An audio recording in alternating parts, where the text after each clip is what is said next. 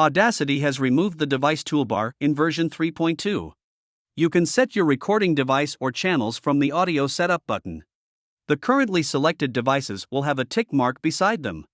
Though this new audio setup button is compact, the old device toolbar always shows the selected devices. You can show the device toolbar from View, Toolbars. So Audacity has not removed the device toolbar completely, it is just not showing by default. If you select the playback device or recording device from these two places, it will reflect the changes. Changing an audio setup button will show that in the device toolbar and vice versa. Though hiding the device toolbar makes the toolbar area compact, showing it always helps to prevent recording with the wrong device.